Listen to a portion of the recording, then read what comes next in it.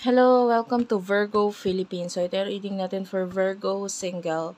Virgo single ito, single reading. Take only what resonates. Hindi ito magre-resonate sa lahat, unfortunately. Hindi ko talaga makukuha lahat ng energy ng single sa mundo, ng Virgo single sa mundo. Please feel free to check your Sun, Moon, Rising, Venus, Jupiter sign. Okay, dahil pwedeng yun yung magbigay ng messages para sa inyo. By the way, habang kinukuha ko yung um, energy mo, ayan yung mga ibang account namin na pwede, kung saan mo ako pwedeng ma-message. Ayan, may admin ako na makakapag-reply sa inyo or makakapag-sagot sa mga inquiries nyo if you want to book a personal reading. Friend ko, Jing Tarot Reader, siya yung available sa tarot reading. Ako ang available sa akin, astrological at saka palm reading. Ayan. Sa Facebook page namin, ang isearch mo yung may hashtag. Let's start. This is for Virgo singles. Messages para sa mga Virgo singles.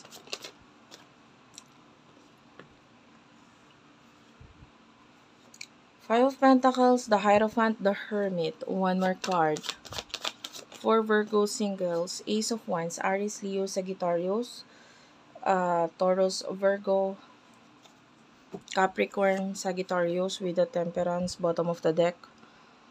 Nakikita natin dito, I mean, I can see money problem dito. Or someone in your family ang nangangailangan ng tulong or may problema regarding money. The Ace of Wands, I can see a new beginning para sa'yo. And with the Hierophant, you are someone very mature. You are someone na kayang-kaya mong mag-advise or mag-guide ng ibang tao. The problem is that pinakikinggan ka ba? Parang ganun. Ngayon, if there's someone in the family na kailangan ng tulong, some of you hindi ka willing tumulong in a way na sabihin na natin ibibigay mo. Kasi pwedeng nagbigay ka naman na noon, pero hindi naman ito nakatulong para ayusin niya ang sarili niya. Like, some of you, ang problema ng person na to is not money, pero yung sarili niya mismo. Kasi kailangan ayusin niya yung sarili niya, 'di ba? Kahit anong tulong mo kasi sa isang tao, kung hindi naman niya tinutulungan yung sarili niya, baliwala lang rin yun. Paulit-ulit lang din naman na magiging problema at problema niya yon. Whatever problem ang nakikita natin dito is that nandiyan ka naman, hindi ka naman para hindi tumulong, pwedeng financially, pwedeng hindi, yung iba sa inyo. But, nakikita mo kasi yung diferensya, nakikita mo yung problema. Okay, you are a Virgo, so talagang yung attention mo is nasa details. Nakatingin ka sa mga detalye ng mga bagay-bagay. At ito yung nagiging dahilan kung bakit parang mas madali para sa'yo makita yung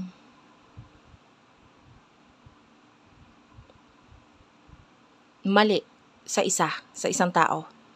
Diba? But, tell me about this. For the sign of Virgo, Virgo single. Sun, Moon, Rising, Venus, Jupiter, Virgo.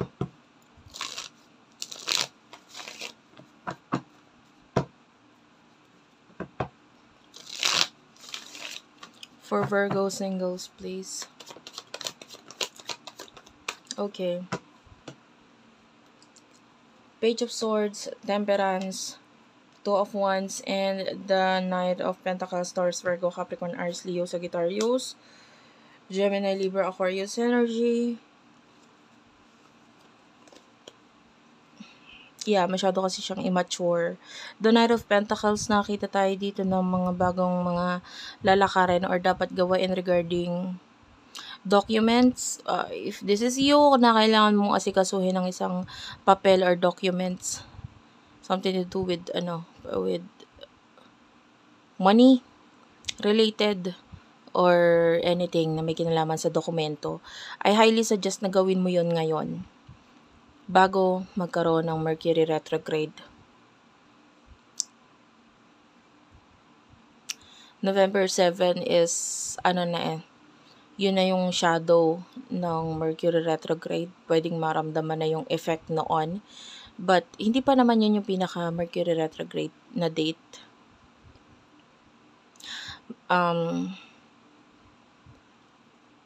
I don't have my calendar right now. So, hindi ko masasabi yung exact date. Maybe,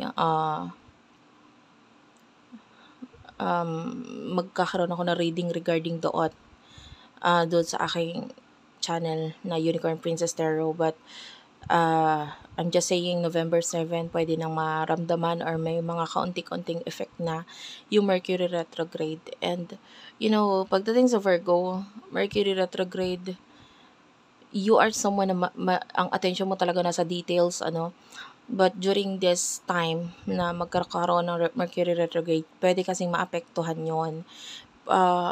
Pagdating sa mga kontrata, there are pwedeng mga nakasulat doon na hindi mo masyadong mapansin, or kung mapansin mo man siya, pwedeng hindi mo siya ganun maintindihan. And then pag huli na ang lahat, tsaka mo lang makita, ay bakit ko yun pinirmahan. So parang ganon, pwedeng magkaroon ng effect yon kasi Mercury is the ruling planet of Virgo, and it has something to do with the communication. It has something to do with mga pakikipag-communicate in general. So, whether ito ay sa sulat, sa social media, pagsasalita, so there's a high chance na magkaroon ng problema doon. Pakikipag-away, pakikipagtalo, dahil hindi kayo nagkaunawaan ng kausap mo, is high chance during this time. So, I highly suggest na kung ikaw ay may mga lalakaring mga legal na bagay or documents, gawin mo na ngayon. And the Two of Wands is here. So, nakakita tayo dito ng mga pagpaplano regarding something na may kinalaman sa pagta-travel, or someone is planning na mag-travel for you or paparating sa'yo. But I can see some kind of delay regarding dito. Yeah, someone is parang gustong mag-uwi or gustong umuwi sa hometown or home place nila. And this could be other people in your life na pwedeng gustong bumalik or gustong bumisita sa'yo. Yeah. But I can see delays, yan, with the 8 of Swords and the 6 of Swords. The 6 of Cups is here. Yan, Cancer, Scorpio, Pisces energy. Regarding your health, I can see improvement dito. May mga big changes kang possible gawain dito, and that is good. Some of you pwedeng may mga bagong ilagay sa health nila, or bagong activity na pwede makakatulong sa iyo pagdating sa iyong health, like maybe yoga, etc. Maraming changes na pwede kang gawain around this time regarding your health. And health is wealth, actually. Syempre, pag may sakit ka, gastos yun. So, kung maayos ang health mo, maayos ang wala kang isipin na gagastos sa sarili mo, maayos ang health mo, etc. Mas maganda, di ba? So, I highly suggest na around this time is that ayos mo ang health mo. Especially nagkaroon tayo ng new moon in Scorpio. New moon in Scorpio, well, ito pwedeng maapektuhan ito regarding ikaw. May mga things na pwedeng mabago sa'yo, especially sa way ng pakikipag-connect mo, communicate mo with your siblings, with your kapitbahay, or with regard sa technology. Pwedeng may mga bagong gagawain dyan sa mga bagay na yan, and yeah, magandang gawain or magandang i-push kung ano man ito. Maybe even buying something new na may kinalaman sa technology, printer, cellphone, or pwede may kinalaman din sa sasakyan, is high chance around this time. So, or may kinalaman sa pagta-travel, pag-iisip or pagpaplano or pagta-travel mismo. Kaya nga lang yun nga, sabi ko nga, some of you pwedeng may mga delays.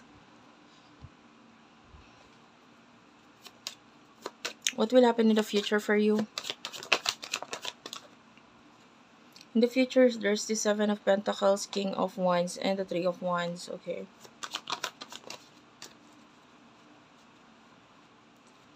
Three of Swords, the World, Nine of Cups, and the Knight of Swords. Bottom of the deck is the Queen of Swords.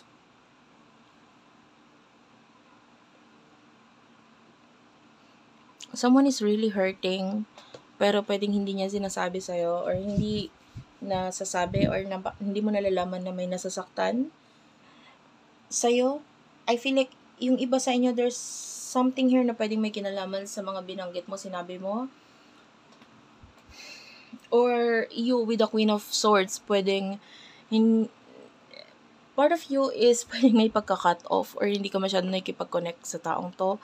Or there's like an ending na nangyari. Yeah, the Death card is here. So, may ending na nangyari sa inyong dalawa, and that you're focusing sa mga bagong nangyayari ngayon sa buhay mo. That pwedeng because of this, yan, you're walking away, you're leaving the situation, and because of this, nasasaktan tong taong to, papalayo ka sa kanya. I don't know if this is a friend, but I feel like this person is really emotionally attached sa'yo, or may something sa connection na ito, like importante ka sa kanya, kaya siya nasasaktan. The Nine of Cups, this is showing to me as a person na parang kunwari wala lang sa kanya yung nangyayari, but definitely deep inside nasasaktan siya.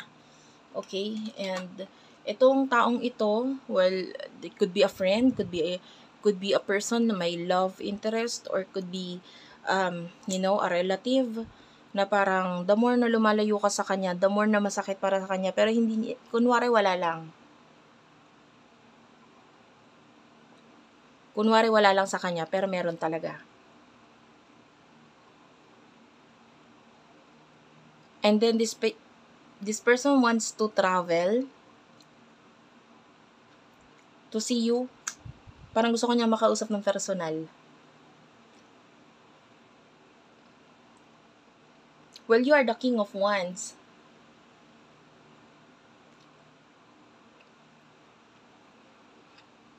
So, you are the king. Ikaw yung nakikita natin na gusto mo ikaw yung pinupuntahan. So, sige, kung gusto mo akong makausap, pumunta ka sa akin. Parang ganon. And, yeah. But this person, sobrang nasasaktan siya. Hindi niya lang masabi, or nagkukunwari lang siyang baliwala sa kanya. Thank you for watching. I love you all, and bye-bye.